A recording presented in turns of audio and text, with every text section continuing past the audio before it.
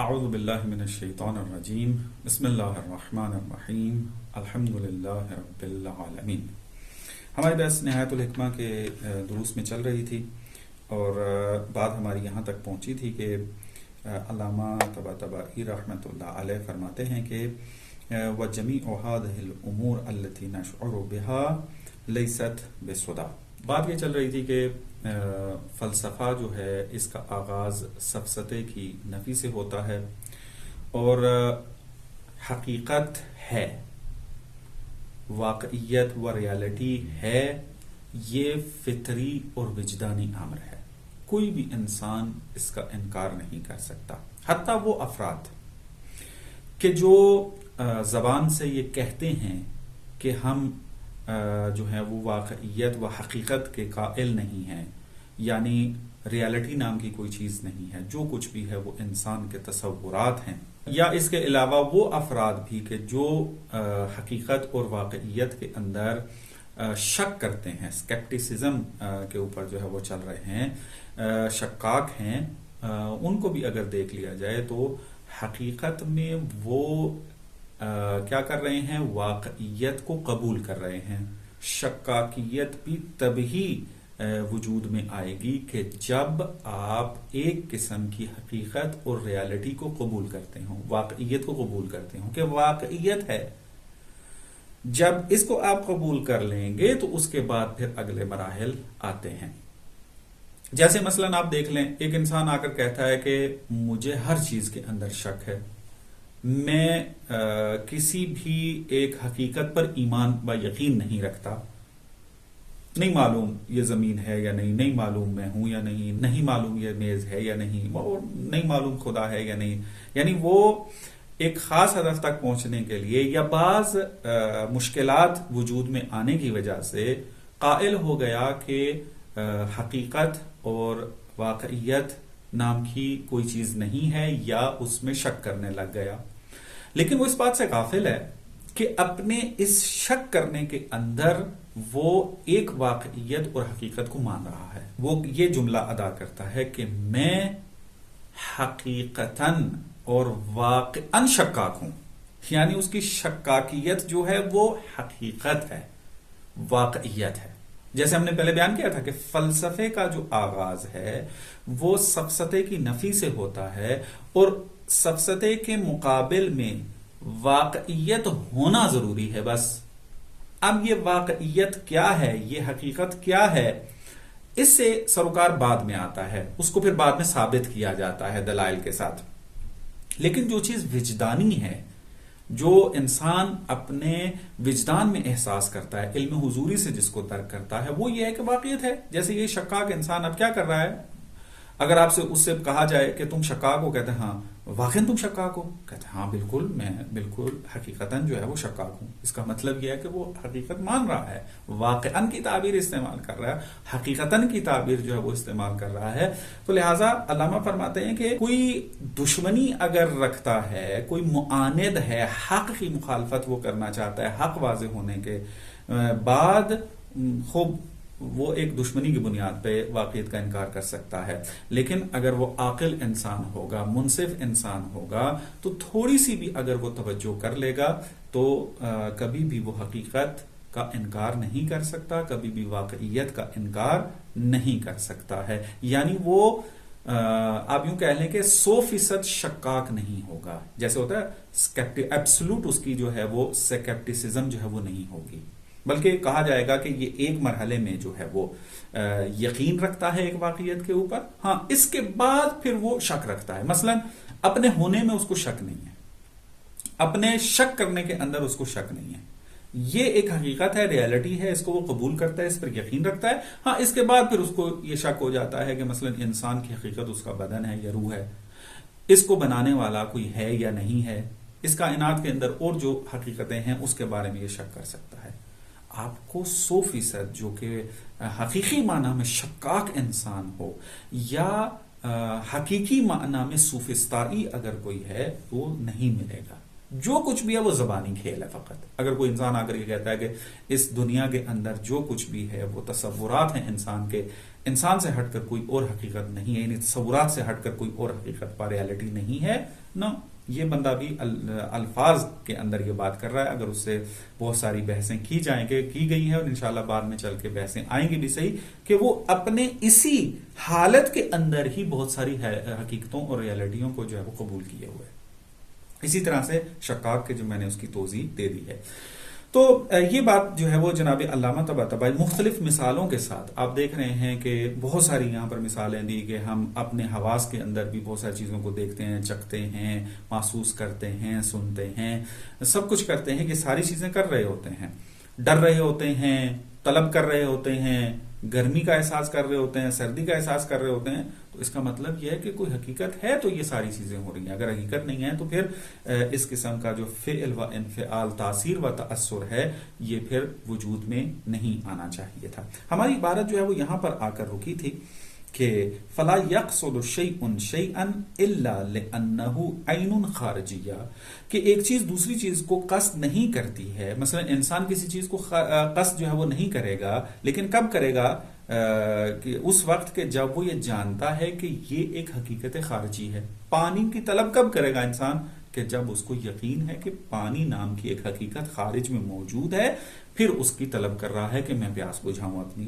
وہ موجود واقعی، اور موجود واقعی ہو، او منتہن الیہ، یا پھر وہ موجود ایسا ہو کہ جو حقیقی کی طرف جو ہے وہ منتہی ہو رہا ہو. خود وہ موجود حقیقی نہیں ہے، لیکن اس کی جو بازگشت ہے، اس کا جو پلٹنا ہے، وہ کیا ہے؟ موجود حقیقی کی طرف ہے.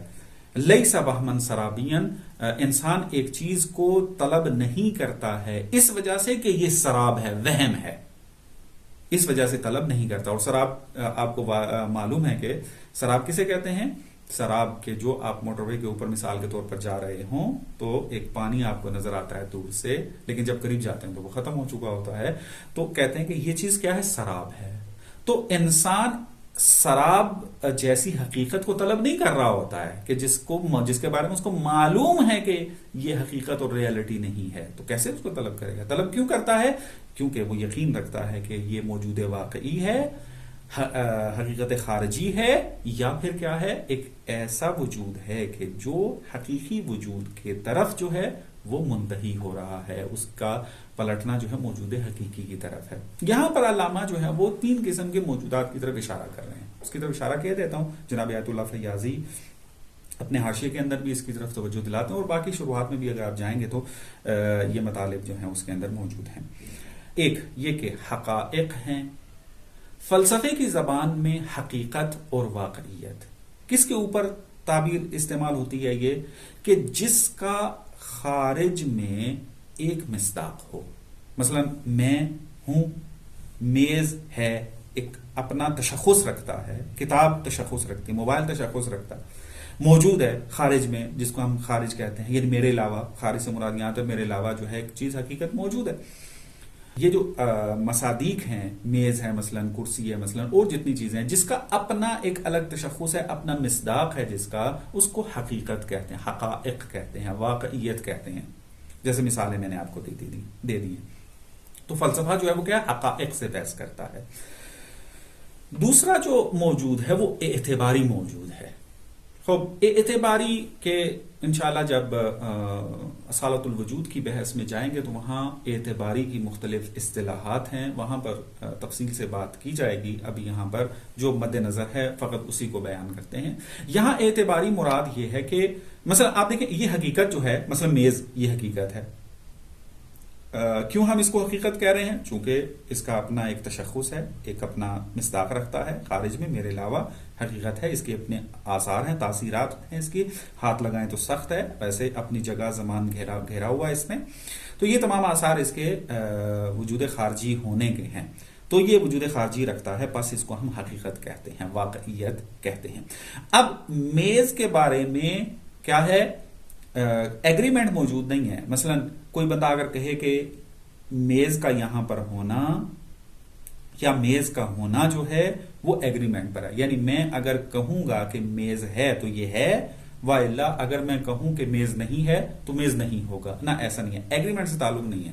میں ہوں یا نہ ہوں، میرا ارادہ ہے یا نہیں ہے، یہ میز میز ہی ہے، یعنی اپنی اس حقیقت کے ساتھ، میز ہم نے نام اس کو دیا لیکن ہماری بات اس حقیقت کے بارے میں چل رہی ہے۔ لیکن بعض ایسے امور موجود ہیں کہ جو ہمارے اعتبارات کے ساتھ مربوط ہیں، جیسے مثلا یہ کتاب میری ہے، میں کہتا ہوں یہ کتاب میری ہے، کیا دلیل ہے آپ کی میری ہے؟ چونکہ میں نے اس کو خریدا ہے، پس میں مالک ہوں اس کتاب کا۔ یہ جو ملکیت ہے کیا ہے؟ یہ اعتباری ہے۔ خارج میں آپ کو اس کا مصداق نظر نہیں آتا ہے، خارج میں دو ہی چیزیں موجود ہیں، ایک میں اور ایک یہ کتاب، لیکن میں یہاں پر تین چیزیں بیان کر رہا ہوں کہ یہ کتاب میری ملکیت میں ہے، میں اس کتاب کا مالک ہوں، بس یہاں پر تین چیزیں آ رہی ہیں، میں، کتاب اور مالک، ملکیت۔ تو خارج میں تو جو چیز تشخص رکھتی ہے، جو وجود رکھتی ہے، وجود خارجی رکھتی ہے، وہ کون سی ہے؟ وہ کتاب ہے اور میں ہوں۔ ملکیت کہاں ہے؟ ملکیت خارج میں نہیں ہے، لیکن انسان نے اس ملکیت کو اپنی اجتماعی و معاشرتی زندگی چلانے کے لیے کیا کیا؟ اعتبار کیا ہے کہ میں اگر اس کتاب کے اندر تصرف کرنا چاہتا ہوں، میں اگر اس کتاب کو دوسرے تک منتقل کرنا چاہتا ہوں، تو ایک نظام جو ہے وہ اعتباریات کا انسان نے جو ہے وہ بنایا، اس کے تحت جو ہے وہ اپنی زندگی گزار رہا ہے۔ جیسے مثلا پیسوں کی ملکیت ہے، کتاب کی ملکیت ہے، یا مثلا زوجیت ہے، بیوی اور شوہر ہونا، یہ جو زوجیت کا رابطہ ہے، اس کو کس نے؟ شارع نے اعتبار کیا ہے۔ خارج میں یا مرد ہے یا عورت ہے، زوجیت نام کی کوئی چیز نہیں ہے۔ یہ جو زوجیت کا رشتہ بنتا ہے یہ کیا ہے؟ اعتباری ہے، شارع نے اعتبار کیا ہے، یعنی خدا نے اعتبار کیا ہے کہ اگر اجتماعی زندگی گزارنی ہے اور جسمانی لذتوں سے استفادہ کرنا ہے تو اس اعتبار کے مطابق چلنا ہے۔ اور یہ جو اعتباری چیزیں ہیں، درست ہے کہ خارج میں ان کا الگ سے کوئی مصداق اور فرد نہیں ہوتا، لیکن ان کے اوپر واقعی آثار مترتب ہوتے ہیں۔ جیسے مثلا اگر انسان شادی کر لیتا ہے، زوجیت کے رشتے میں آ جاتا ہے، اب زوجیت کا جو رشتہ ہے وہ اعتباری ہے، لیکن اس کے آثار کیا ہیں؟ حقیقی ہیں۔ انسان جو ہے وہ جسمانی لذت جو ہے اس سے استفادہ جو ہے وہ کر سکتا ہے، نفقہ جو ہے یعنی جو خرچہ ہے بیوی کا، بچوں کا، وہ کیا ہے؟ شوہر کے اوپر آ جاتا ہے، وہ شرعی ذمہ داری اس کی بن جاتی ہے، تو وہ خرچہ واجب ہو جاتا ہے اس کے اوپر۔ تو یہ تقریباً جو آثار ہیں یہ واقعی ہیں۔ یا مثلا ملکیت میں جب آپ کی کتاب آ جاتی ہے تو ملکیت آنے کے بعد میں اس کے اندر تصرف کر سکتا ہوں، اس کو جس طریقے سے چاہوں استفادہ کر سکتا ہوں، تو یہ حقیقی آثار ہیں۔ تو بس علامہ نے جو یہ کہا ہے کہ وہ او منتہن الیہ، یا ایسا موجود ہو کہ جو موجود حقیقی کی طرف پلٹ رہا ہو، اس سے مراد اعتباری ہیں، موجود اعتباری ہیں، جس طرح کی مثال دی آپ کو۔ اور تیسرا جو یہاں پر اشارہ کیا ہے لیسا وہمن سرابیہ، کہ اس عبارت میں موجود وہمی کی طرف جو ہے وہ اشارہ کر رہے ہیں کہ موجود وہمی کسے کہتے ہیں؟ موجود وہمی ایسے موجود کو کہتے ہیں کہ نہ تو وہ خارجی وجود رکھتا ہے میز کی طرح، میری طرح، موبائل کی طرح، اور نہ ہی عقلاء و انسان نے اس کا اعتبار کیا ہوتا ہے ملکیت اور زوجیت کی طرح، بلکہ یہ ایک آپ یوں کہہ لیں کہ غلط مفاہیم ہیں۔ مثلا کوئی انسان آ کر یہ کہے کہ جو ہے چانس جو ہے وہ موجود ہے، فلسفے کے اندر بحث ہے کہ انشاءاللہ علیت کی بحث میں جا کر وہاں تفصیل سے اس کے اوپر بات ہوگی۔ جس طرح کہ آج کل معتقد ہیں، اعتقاد رکھتے ہیں چانس کا، یہ کائنات جو ہے وہ اتفاقی ہے، چانس کا نتیجہ ہے۔ چانس کا مطلب کیا ہے فلسفے میں؟ اتفاق کا مطلب کیا ہے فلسفے میں؟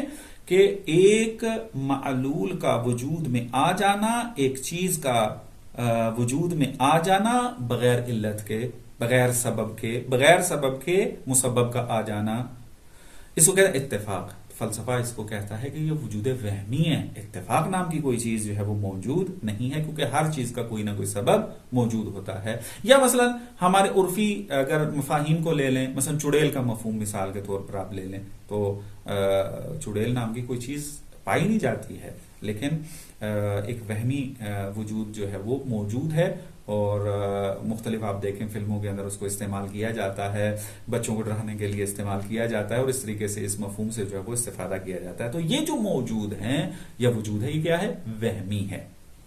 تو بس یہ تین قسم کے وجودات کی طرف جو ہے وہ اشارہ کیا علامہ نے اس عبارت کے اندر، تو اس کی وضاحت دینا ضروری تھی جو آپ کی خدمت میں عرض کر دی ہے۔ اس کے بعد جناب علامہ فرماتے ہیں فلا یسعنا ان نرتاب فی ان ہناک وجودا، کہتے ہیں کہ بس اس بات کی کوئی گنجائش نہیں رہ جاتی ہے کہ ہم شک کریں اس بات کے اندر کہ واقعیت اور وجود ہے۔ عرض کیا تھا کہ ابھی ہم نے بغیر کسی تشخص کے واقعیت کو ثابت کرنا ہے اور وجدانی امر ہے، یہ کوئی بھی بشر اس کو انکار نہیں کر سکتا ہے۔ تو یہاں پر جتنی مثالیں دی ہیں ان مثالوں کے ساتھ انسان کم از کم اس بات کے اندر شک نہیں کر سکتا کہ ایک وجود نام کی کوئی چیز ہے، واقعیت نام کی کوئی چیز ہے، واقعیت ہے۔ ولا ان ننکر الواقعیت مطلقا، اور نہ ہی اس بات کی گنجائش باقی رہ جاتی ہے کہ ہم مطلق طور پر واقعیت کا انکار کر دیں، یعنی سرے سے واقعیت کا انکار کر دیں۔ یعنی ایک مرتبہ ہوتا ہے کہ ہم بعض واقعیت کو قبول کرتے ہیں، بعض کو قبول نہیں کرتے ہیں، اس کے اندر بحث ایک الگ پائی جاتی ہے، لیکن واقعیت تو وہ مان رہا ہوتا ہے۔ لیکن ایک مرتبہ مطلقہ واقعیت کا انکار کر دیتے ہیں کہ واقعیت نام کی کوئی چیز ہے ہی نہیں، تو کہتے ہیں جتنی مثالیں آپ کو دے دی ہیں اس کے بعد یہ بات روشن ہو جاتی ہے کہ کوئی گنجائش باقی نہیں رہتی کہ ہم مطلق واقعیت کا انکار کر دیں، واقعیت کے ہونے کا انکار کر دیں، یہ اصلا ممکن نہیں ہے۔ الا ان نقابل الحق، ہاں اگر ہم جو ہے وہ حق سے جو ہے وہ دشمنی رکھتے ہیں، معاند ہیں اس کے، تو پھر کیا ہے اس کا انکار کر سکتے ہیں۔ جیسے ہوتا ہے بعض اوقات انسان دشمنی کے اندر کسی کا مخالف اور دشمنی رکھتا ہو، اگر وہ حق کے اوپر ہو لیکن چونکہ دشمن ہے اس کا، تو کبھی بھی اس حق کو قبول کرنے کے لیے تیار نہیں ہوتا۔ تو کہتے ہیں اگر آپ مقابلہ کرنا ہے اپنے حق کے ساتھ جو ہے، یعنی مقابل یہاں سے یہاں جو ہے دشمنی کے مراد میں ہے، الا ان نقابل الحق فننکرہ، ہاں ہم پھر حق کا جو ہے وہ جو ہے اس سے دشمنی کریں اور پھر اس کا انکار کر دیں، ہاں یہ ہو سکتا ہے۔ او نبدی الشک فیہ، یا ہم اس میں شک کرنے لگ جائیں کہ حق کے ساتھ جو ہے وہ دشمنی کرتے ہوئے اس کا یا انکار کر دیں یا اس کے اندر شک کرنے لگ جائیں، پھر تو ہو سکتا ہے، لیکن اس کے علاوہ نہیں ہو سکتا۔ وَإِنْ يَكُنْ شَيْءٌ مِّن ذَلِكَ، اگر شک کوئی انسان کر رہا ہے واقعیت کے اندر یا انکار کر رہا ہے مطلق واقعیت کا، فَإِنَّمَا هُوَ فِي اللَّفْظِ فَحَسْبَ، تو یہ فقط اور فقط لفظی طور پر انکار کر رہا ہے، لفظی طور پر کہہ رہا ہے کہ میں ہر چیز کے اندر شک کر رہا ہوں، میرے پاس میں اعتقاد نہیں رکھتا کسی بھی واقعیت کا، یقین نہیں رکھتا کسی بھی واقعیت کا، شک رکھتا ہوں اس کے اندر، یہ لفظی ہے، بس کہ وضاحت کر دی ہے میں نے اس کی، دوبارہ اس کا تکرار نہیں کرتا۔ فلا يزال الواحد منا وكذلك كل موجود يعيش بالعلم والشعور يرى نفسه موجودا واقعيا ذا آثار واقعية، ہم میں سے ہر ایک انسان اور ہر وہ موجود کے جو علم اور شعور اور ادراک رکھتا ہے، وہ کیا ہے؟ اپنے آپ کو پاتا ہے موجودہ، کہ وہ بلاخر وجدانی طور پہ درک کر رہا ہے، جس کو جو شعور رکھتا ہے، جانور بھی جو ہے وہ چونکہ شعور رکھتا ہے، وہ اپنے آپ کو درک کرتا ہے کہ میں ہوں، بچہ بھی جو ابھی ابھی دنیا کے اندر آیا وہ بھی اس بات کا ادراک رکھتا ہے کہ میں ہوں، انسان بھی ادراک رکھتا ہے اس بات کا اعتقاد رکھتا ہے کہ میں ہوں، تبھی باقی آثار جو ہیں وہ وجود میں آتے ہیں۔ یرا نفسہ موجوداً واقعیاً، اور موجود واقعی ہے، نہ کہ اعتباری و وہمی جو ہے، ذا آثار واقعیت، اور آثار جو مترتب ہو رہے ہیں وہ بھی واقعی ہیں، میں بول رہا ہوں حقیقتاً بول رہا ہوں، میں سن رہا ہوں حقیقتاً سن رہا ہوں، تو یہ آثار جو ہیں وہ بھی واقعی ہیں۔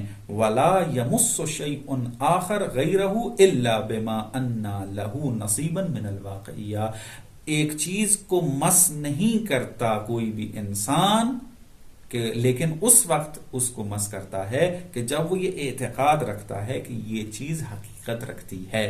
بچہ اگر رو کر طلب کر رہا ہے دودھ کو، تو وہ اعتقاد رکھتا ہے کہ دودھ نام کی حقیقت موجود ہے۔ مجھے اگر سردی لگ رہی ہے اور میں ہیٹر کے پاس جاتا ہوں، تو میں اس وجہ سے ہیٹر کے پاس جا رہا ہوں کہ اعتقاد رکھتا ہوں کہ ہیٹر نام کی حقیقت موجود ہے۔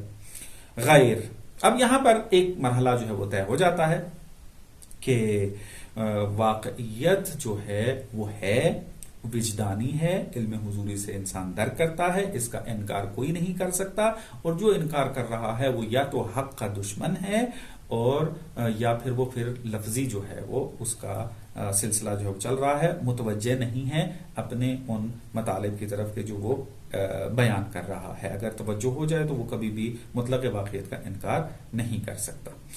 اب یہاں سے جناب علامہ طباطبائی ایک مطلب کو بیان کرتے ہیں، وہ ہے کہ فلسفے کی کیوں ضرورت پیش آئی ہے، فلسفہ کیوں پڑھا جائے، فلسفے کی ضرورت کیا ہے. اس مطلب کو اب یہاں پر بیان کرتے ہیں. اس کو جناب علامہ یوں بیان کرتے ہیں کہ ابھی تک کا جو مرحلہ طے ہوا ہے وہ یہ کہ واقعیت نام کی ایک چیز ہے، حقیقت و ریالٹی موجود ہے، یہ مطلب طے کیا. اب اگلا جو مرحلہ طے کرتے ہیں وہ یہ کہ خطا موجود ہے، غلطی موجود ہے. انسان درست ہے کہ وجدانی طور پر واقعیت اور حقیقت کا اعتقاد رکھتا ہے اور اس کو درک کرتا ہے اور اس کو محسوس کرتا ہے، اور یہ یقینی امر ہے، اس کا انکار نہیں کیا جا سکتا ہے. لیکن چونکہ واقعیات مختلف ہیں تو انسان واقعیت کی تشخیص کے اندر، حقیقت کی تشخیص کے اندر غلطی کر بیٹھتا ہے. ایک چیز جو کہ حقیقت نہیں ہے اس کو حقیقت سمجھ بیٹھتا ہے. جیسا کہ مثال دی آپ کو کہ کوئی بھی چیز بغیر سبب کے وجود میں نہیں آ سکتی ہے، ممکن نہیں ہے، عقلاً محال ہے، حتماً سبب ہونا ضروری ہے. اتفاق فلسفے کی جو ہے کے اندر کیا ہے، محال ہے. اتفاق سے مراد عرفی نہیں ہے کہ میں اتفاقی ملا ہوں یا نا فلسفی. اتفاق یعنی ایک چیز کا بغیر سبب کے وجود میں آ جانا، یہ عقلاً محال ہے، لیکن ایک انسان جو ہے اس کو حقیقت سمجھ بیٹھتا ہے. جیسا کہ آج کل آپ کو ملیں گے ایسے افراد کے جو قائل ہیں کہ چانس ہے، حقیقت ہے. بس ایک چیز جو حقیقت نہیں ہے اس کو حقیقت سمجھ بیٹھتا ہے. ایک مرتبہ ایسا ہوتا ہے کہ انسان جو ہے وہ حقیقت، ایک چیز موجود ہے، حقیقت ہے، لیکن اس کی حقیقت ہونے کو انکار کر دیتا ہے، وہ اس کو حقیقت نہیں مان رہا ہوتا. جیسا کہ انسان جو ہے وہ مرکب ہے، کس سے؟ بدن اور روح سے. انسان دو ڈائمینشن ہے، اس اعتبار سے دو پہلو اس کے اندر پائے جاتے ہیں. ایک مادی پہلو ہے اور ایک روحانی پہلو ہے اس کا. یہ ایک حقیقت ہے، لیکن بعض مشکلات کی وجہ سے، بعض سوالات کی وجہ سے، کسی بھی وجہ سے انسان ایک آ کر کیا کرتا ہے، اس روح نام کی حقیقت کا انکار کر دیتا ہے. بس ایک حقیقت چیز ہے لیکن اس کا انکار کیا جا رہا ہے. اس کے علاوہ بھی بہت ساری آپ اپنی زندگی میں مثالیں لے سکتے ہیں کہ جہاں پر آپ حقیقت سے انکار کر رہے ہیں، کسی بھی وجہ سے حقیقت ہے لیکن انکار کر رہے ہیں، اور ایک چیز جو حقیقت نہیں ہے اس کو حقیقت سمجھ بیٹھ رہے ہیں. تو اس کا مطلب یہ ہے کہ انسان اپنی اس تشخیص کے اندر، واقعیت کے پہچان کے اندر کیا کرتا ہے، خطا کرتا ہے. بس ایک مطلب جو ہے وہ یہ بھی انسان جو ہے وجدانی طور پر درک کرتا ہے کہ انسان خطا کرتا ہے اپنی زندگی کے اندر. بس جب خطا کر موجود ہے انسان کی زندگی میں، پھر کیا کیا جائے؟ تو بس اب ضرورت ہے کہ واقعیت کے کون سے خواص ہیں، یعنی حقیقی موجود کے کون سے حقیقی خواص اور خصوصیات ہیں، وہ بیان کی جائیں، تاکہ ان خصوصیات کی بنیاد پر پھر ہم تشخیص دے سکیں کہ یہ چیز حقیقت نہیں ہے اور یہ چیز حقیقت ہے. بس ایسا ایک علم ہونا چاہیے کہ جو کیا کرے، آ کر ہمارے لیے مشخص کرے موجود حقیقی کے آثار کو، تاکہ ان خواص کو ہم لیں، ان خصوصیات کو ہم لیں، اس کی طرف توجہ کریں، اور پھر ہم پرکھیں مختلف جو ہم حقائق کو مان رہے ہیں، اور دیکھیں کہ آیا ہم درست سمت میں جا رہے ہیں، جس کو حقیقت ہونا چاہیے اسی کو ہی حقیقت مان رہے ہیں، یا ایسا تو نہیں ہے کہ جو حقیقت نہیں ہے اس کو حقیقت بنا رہے ہیں یا حقیقت کا انکار کر رہے ہیں. تو ایسے خواص جو ہیں وہ ہونا ضروری ہیں، ایک علم ہو ایسا کہ جو ان خواص کے بارے میں بحث کرے. اور پھر علامہ فرماتے ہیں کہ یہ جو ڈسکشن ہونی ہے خواص کے حوالے سے، اور اس کے ذریعے پھر انسان تشخیص دے گا واقعیت کے حوالے سے کہ یہ چیز واقعیت حقیقتاً ہے یا نہیں ہے، تو یہ یقینی ہونی چاہیے، نہ کہ انسان جو ہے وہ گمانی طور پر یا شک کے طور پر جو ہے وہ اعتقاد رکھے. مثال کے طور پہ کہ یہ واقعیت ہے، مثلا کہ اس سے پوچھا جائے کہ روح نام کی ایک حقیقت ہے، مجھے نہیں پتا کہ روح ہوتی ہے یا نہیں ہوتی، شاید ہو، یا مثلا ایک بندہ اگر کہے کہ روح نام کی حقیقت ہے، وہ انسان کہے کہ تقریباً 70-80% جو ہے وہ میرا گمان ہے کہ حقیقت ہے، 20% جو ہے وہ ڈاؤٹ ہے. اب اس کو ہم ظن کہتے ہیں منطق کی زبان میں، کہ جو 50 سے اوپر ہوتا ہے، 60 70 80 90 یہ جتنے بھی فیصد ہوتے ہیں، اس کو توئیں زوئیں والا ظن جو ہے کہتے ہیں. اور جو 50% پہ ہو تو اس کو ہم شک کہتے ہیں، 50-50 جسے ہماری عرفی زبان میں کہا جاتا ہے. یوں نہ ہو واقعیت، یہ جو خواص بیان کیے جائیں گے اور پھر اس نے ان خواص کے ذریعے اعتقاد رکھنا ہے ایک واقعیت کے بارے میں، تو وہ یقینی ہونا چاہیے، 100% ہونا چاہیے، 100% ہونا چاہیے، نہ کہ گمانی طور پر یا شک کے طور پر ہونا چاہیے. بس ایک یہ مرحلہ ہے. اور پھر یہ علامہ جو ہے مطلب بیان کرتے ہیں یہ یقین حاصل کیسے ہوگا. تو فرماتے ہیں کہ یہ یقین جو حاصل ہونا ہے یہ برہان سے حاصل ہوتا ہے. چونکہ استدلال کی مختلف صورتیں ہیں، مختلف نوعیت اور مختلف طریقے ہیں، ان میں سے جو بہترین طریقہ ہے استدلال کا وہ استدلال برہانی ہے. کہ اس کی تھوڑی سی میں وضاحت کروں گا، لیکن بعض مطالب کی طرف میں اشارہ کر دوں. بس یہاں تک نتیجہ یہ نکلا کہ خطا موجود ہے. خطا کو اگر یعنی غلطی کو اگر ختم کرنا ہے حقیقت کی تشخیص دینے میں، تو پھر ہمیں حقیقی موجود کے خواص کے بارے میں بات کرنی پڑے گی. اور یہ خواص کے بارے میں جو بات ہوگی، بحث ہوگی، یہ کیا ہونی چاہیے؟ پھر یقینی ہونی چاہیے. یعنی جو احکام سامنے آئیں گے حقیقی موجود کے تو وہ یقینی طور پر ثابت ہوں، تاکہ ہم یقینی طور پہ ایک چیز کے بارے میں کہہ سکیں کہ یہ حقیقت ہے. اور یہ یقین کہاں سے آپ کو حاصل ہوگا؟ یہ یقین آپ کو برہان سے حاصل ہوگا، اس کے علاوہ کہیں اور سے حاصل نہیں ہوگا. اور یہ تمام جو چیزیں پائی جاتی ہیں فلسفے میں پائی جاتی ہیں. فلسفہ ہے کہ جو برہانی ہے وہ اس کا اعتماد ہی برہان کے اوپر ہے. منطقی زبان کے اندر برہان، جو منطق سے شغف رکھتے ہیں اور منطق پڑھی ہوئی ہے، وہ مطلب کو سمجھ رہے ہیں کہ میں کیا کہنا چاہ رہا ہوں. بس فلسفہ ہے کہ جو اس ذمہ داری کو ادا کرتا ہے. تو اس مطلب کے ذریعے جناب علامہ جو ہیں نتیجہ لیتے ہیں کہ فلسفے کی ضرورت ہے تاکہ ہم اس نتیجے تک پہنچ سکیں. عبارت دیکھیں، فرماتے ہیں غیر انا کما لا نشک فی ذلک لا نرتاب ایضا فی انا ربما نخطئ. کہتے ہیں کہ جس طرح کہ ہم اصل واقعیت کے اندر شک نہیں کر سکتے اور نہیں رکھتے ہیں شک اس کے بارے میں، لا نرتاب ایضا، ہم اس بات میں بھی شک نہیں رکھتے ہیں کہ ان ربما نخطئ، بعض اوقات ہم خطا کر جاتے ہیں. فنحسب ما لیس بموجود موجودا، بعض ایسی چیزیں کہ جو موجود نہیں ہیں حقیقتاً ان کو موجود سمجھنے لگ جاتے ہیں. او بالعکس، یا جو موجود ہیں ان کو غیر موجود سمجھنے لگ جاتے ہیں. کہ تفصیل سے میں نے اس کی مثالیں دے دی ہیں کہ آپ دوبارہ اس کو یہاں پر تکرار نہیں کرنا. کما ان الانسان الاولی کان یثبت اشیاء ویرا آراء، جس طرح کے پہلے جو انسان ہیں ہم سے پہلے، وہ بعض اشیاء کو ثابت کرتے تھے اور بعض نظریات کے وہ قائل تھے.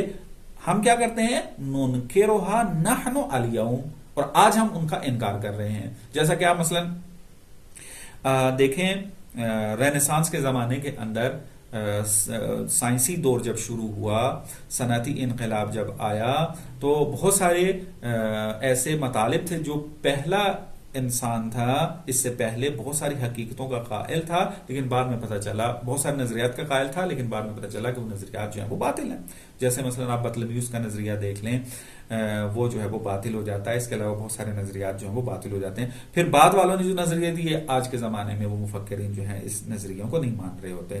وَنَرَى مَن يُنَاقِضُهَا، اور ہم اس کے بالکل مد مقابل والا نظریہ اختیار کر لیتے ہیں. مثلا جیسے پہلے یہ نظریہ پایا جاتا کہ زمین جو ہے وہ مرکز عالم ہے، لیکن بعد میں کہا گیا کہ زمین مرکز عالم نہیں ہے، عالم کا مرکز نہیں ہے. تو ابھی بالکل اس کے مد مقابل ایک نظریہ ہے پایا جاتا ہے. وَأَحَدُ النَّظَرَيْنِ خَطَأً لَا مُحَالَا، یا خطأ لا محالہ. پس ان دو نظروں میں سے کہ زمین عالم کا مرکز ہے یا زمین عالم کا مرکز نہیں ہے، ان دو نظریات میں سے ایک ہی نظریہ ٹھیک ہو سکتا ہے. دونوں نظریے ٹھیک نہیں ہو سکتے، چونکہ پہلے ہم نے بیان کیا تھا جب ابتدا کی تھی کہ اصل الاساس آپ دیکھ لیں، جو اولیات میں سے ہے اور بنیادی ترین جو ایک نظریہ پایا جاتا ہے اصالت عدم تناقض کا، یہ انسان کی زندگی کے ہر نظریے، ہر لمحے کے اندر جو ہے وہ موجود ہے اور اسی کی بنیاد پر وہ نتائج لے رہا ہوتا ہے۔ تو دو نظریوں کا بالکل مد مقابل نظریات جو ہیں وہ دونوں اکٹھے صحیح نہیں ہو سکتے ہیں، حتماً ایک جو ہے وہ ٹھیک ہے، ایک غلط ہے، چونکہ اصالت عدم تناقض کی اعتقاد رکھتے ہیں، اس کے مطابق دو نقیضین جمع نہیں ہو سکتی ہیں اور نہ ہی یہ دونوں اٹھ سکتی ہیں آ کر۔ ایک اور مطلب یہاں پر استفادہ کر سکتے ہیں ہم علامہ کی اس عبارت سے، وہ احد النظرین خطأ لا محالہ، کہ حتماً ایک نظریہ جو ہے وہ باطل ہے اور ایک نظریہ جو ہے وہ ٹھیک ہے۔ اس بات کی طرف بھی اشارہ ہے کہ ہم ریلیٹیوزم کے قائل نہیں ہیں، نسبی گرائی جسے کہتے ہیں۔ مثلا بعض اوقات ہوتا ہے بعض بندے کہتے ہیں یہ نظریہ بھی ٹھیک ہے، یہ بھی نظریہ ٹھیک ہے، یہ اپنے اعتبار سے ٹھیک ہے، وہ اپنے اعتبار سے ٹھیک ہے، ہم کسی کو غلط نہیں کہہ سکتے۔ ریلیٹیوزم کے اندر اس طریقے کا نظریہ جو پایا جاتا ہے کہ اپنے مقام پر اس کی وضاحت موجود ہے کہ ریلیٹیوزم کیا ہے اور پھر اس کے اندر کون کون سی مختلف اپروچز موجود ہیں، کیا کیا نظریات ہیں، ابھی اس کی طرف اشارہ نہیں کرنا ہے، لیکن اس مطلب میں یہ بات بتائی جا رہی ہے کہ ہم جو ہے وہ حقیقت کو نسبی نہیں مانتے ہیں، ریلیٹیوسٹ نہیں ہے، ریلیٹیوزم کے مذہب پر قائم نہیں ہیں ہم، بلکہ مطلق حقیقت کے قائل ہیں۔ حقیقت ایک ہی ہے اور ویسی ہی ہوتی ہے، ممکن ہے اس کی تشخیص میں غلطی ہو جائے لیکن حقیقت حقیقت ہی رہتی ہے، کسی اس کے بالکل مد مقابل والی چیز کو ہم حقیقت نہیں کہہ سکتے، اس کو ہم باطل ہی کہیں گے۔ تو یہ ایک نتیجہ نکلتا ہے۔ وَهُنَاكَ أَغْلَاطٌ نَبْتَلِي بِهَا كُلَّ يَوْمٍ، اور بہت ساری غلطیاں ہیں کہ جس کے اندر ہم ہر روز جو ہے وہ مبتلا رہتے ہیں۔ فَنُثْبِتُ الْوُجُودَ لِمَا لَيْسَ بِمَوْجُودٍ وَنَنْفِيهِ عَمَّا هُوَ مَوْجُودٌ حَقًّا، کہ ہم ایک وجود کو ثابت کرتے ہیں اس کے لیے کہ جو وجود نہیں رکھتا ہے، یا ہم نفی کر دیتے ہیں وجود کی اس سے کہ جو حقیقتاً وجود رکھتا ہے، کہ مثالیں میں نے اس کی دے دی ہیں۔ ثم ينكشف لنا أننا أخطأنا فيما قضينا به، اور پھر ہمارے لیے یہ بات کشف ہو جاتی ہے کہ جو ہم نے نتیجہ لیا تھا، جو ہم نے فیصلہ کیا تھا کہ یہ وجود رکھتا ہے یا یہ وجود نہیں رکھتا ہے، جو بھی مد نظر رکھیں آپ، اس کے بارے میں یہ انکشاف ہو جاتا ہے کہ ہم اس میں غلط تھے، ایسا نہیں تھا، بلکہ نتیجہ اس کے برعکس نکلتا ہے۔ تو جب یہاں تک اس عبارت میں یہ مرحلہ طے ہو گیا کہ خطا ہے، غلطی موجود ہے، انسان حقیقت کی تشخیص میں، واقعیت کی تشخیص میں غلطی کر دیتا ہے، کیا کریں پھر؟ فَمَسَّتِ الْحَاجَةُ إِلَى الْبَحْثِ عَنِ الْأَشْيَاءِ الْمَوْجُودَةِ، پس اب ضرورت ہے اس بات کی کہ ہم اشیاء موجودہ کے بارے میں بحث کریں، پتہ چلے کون سی چیز موجود ہوتی ہے، کیا ان کی خصوصیات ہوتی ہیں، کیا ان کے آثار ہوتے ہیں، تاکہ ہم اس کے ذریعے پھر جو موجود نہیں ہے، حقیقت نہیں رکھتے، واقعیت نہیں رکھتے، اس سے ہم باقیوں کو جدا کر دیں۔ وَتَمْيِيزِهَا بِخَوَاصِ الْمَوْجُودِيَّةِ الْمُحَصَّلَةِ مِمَّا لَيْسَ بِمَوْجُودٍ، اور ہم اشیاء موجودہ کو جدا کر سکیں، کس سے؟ بما مما لیس بموجود، ان چیزوں سے کہ جو موجود نہیں ہیں، کس کے ذریعے؟ بخواص الموجودیہ المحصلہ، وہ خواص موجودیت کے کہ جس کو ہم نے حاصل کیا ہوا ہو، محقق جو ہوں، معین ہوں، کہ جو فلسفہ انجام دے گا کہ بعد میں علامہ جو ہے اس کی طرف اشارہ کرتے ہیں۔